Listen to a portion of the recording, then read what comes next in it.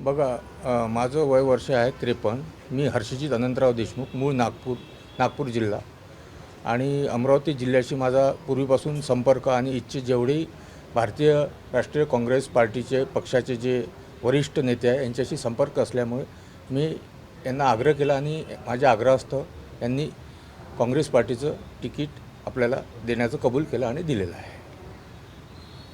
काय रणनीती असणार आहे त्या निवडणुकीमध्ये काँग्रेसची?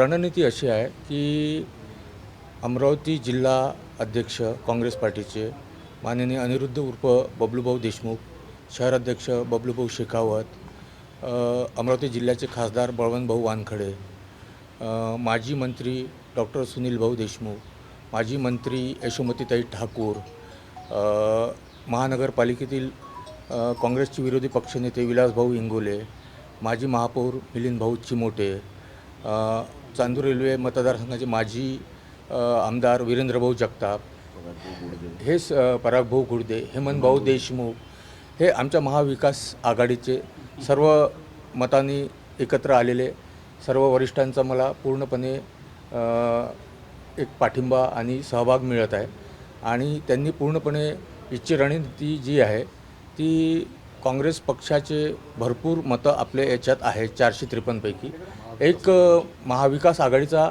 एक बराचसा मोठा ज्याला आपण म्हणू वोटिंग शेअर आहे आपला या याच्यात.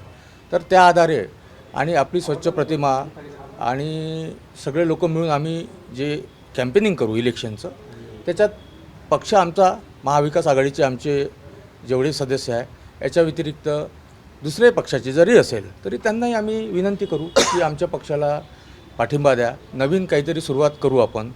त्या दृष्टीने आमची सगळ्यांची रणनीती ठरली आहे आणि प्रयत्न पण चालू आहे. एक फोटो तुमचा व्हायरल झालेला आहे, पेढ्याचा डब्बा आहे, त्यावर तुमचा फोटो आहे. तुम्ही बघा, हे काय आहे, कार्यकर्ते लोक उत्साहाने काही करत असेल तर त्याच्यात आपल्याला काही एकदम सगळ्या गोष्टीची माहिती राहत नाही आणि ती एक सदिच्छा भेट राहते. बरोबर आहे. सदिच्छा भेट म्हणजे एक 200 रुपयाची सदिच्छा भेट देणं काही मोठी गोष्ट राहत नाही आणि त्याच्यात आमचे जे कार्यकर्ते आहे उत्साहाने काहीतरी आपल्या परीने करतात तर त्याला आपण काही करू शकत नाही. निवडणुकीपूर्वी प्रलोभन म्हटलं जातं, निवडणुकीपूर्वी अशा पद्धतीने आपल्या पोराला आपण पेढा देतो तर का प्रलोभन देतो का आपण? असं नाही राहत. आपल्या मित्राला आपण काही सदिच्छा भेट देतो आणि निवडणुकीच्या पूर्वी माझी उमेदवारी जाहीर व्हायच्या आधी जर त्या गोष्टी घडल्या असेल तर ती एक सदिच्छा भेट समजा, एक मित्रप्रेम म्हणून. त्याला प्रलोभन किंवा असं भाषेत आपण बोलू नाही शकत. प्रलोभन ते वेगळ्या प्रकारचं राहते, याला आपण प्रलोभन नाही म्हणू शकत. निवडणुकीची आपली तयारी कशी सुरू आहे? आपल्या इथे किती नगरपंचायत भारतीय जनता पक्षामध्ये अमरावती जिल्ह्यात अंतर्गत कलह भरपूर आहे.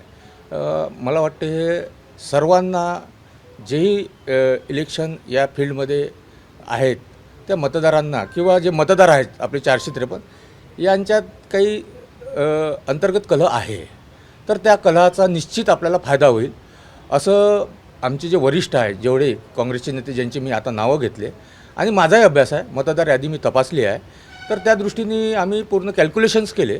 तर त्या कॅल्क्युलेशन्सच्या आधारावर आम्हाला असं वाटते की त्या अंतर्गत कलहाचाही आम्हाला फायदा मिळेल आणि आमची एक गट्टा महाविकास आघाडीचे मतं तर आहेच आम्हाला पाठिंब्याला. नाही, आपण भेटी घेतल्या का? मतदारांच्या भेटी घेतल्या? माझ्या भेटी मतदारांच्या आता चालू होतील कारण आणि काही मतदारांच्या वीरेंद्रभाऊ जगताप साहेबांकडे आम्ही जाऊन काही नगरसेवक आहेत त्या एरियातले त्यांच्याही भेटी घेतल्या.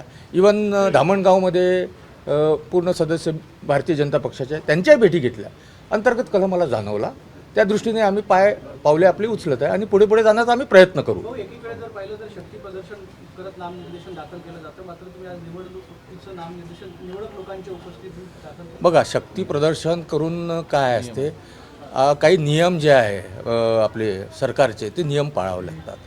आज सरकारने जी नामनिर्देश केलेला आहे नियम, त्या नियमाचा आम्ही मान सन्मान ठेवतो आणि त्या दृष्टीने आम्ही ठरवलं की असा कोणताही गाजावाजा न करता जे मुख्य काम जे आहे त्याला सुरुवात करायची आणि पुढे चालायचं. मागच्या निवडणुकीत जर आपण पाहिलं जवळपास 117 मतं काँग्रेसकडे होते, परंतु 17 पूर्णही मतदान उमेदवाराला मिळालं नाही. या निवडणुकीत किती मतं मिळतील विश्वास आहे काँग्रेसचे? मतं कशाला, आम्ही जिंकूनच येऊ ही शाश्वती आहे आम्हाला.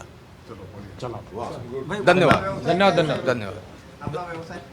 माझा मी IT क्षेत्रात आहे, काही लेआउट बिल्डिंग या क्षेत्रात आहे आणि भारताच्या बाहेरही माझा व्यवसाय चालू आहे. तेच तुम्हाला पाहिजे होतं. नमस्कार.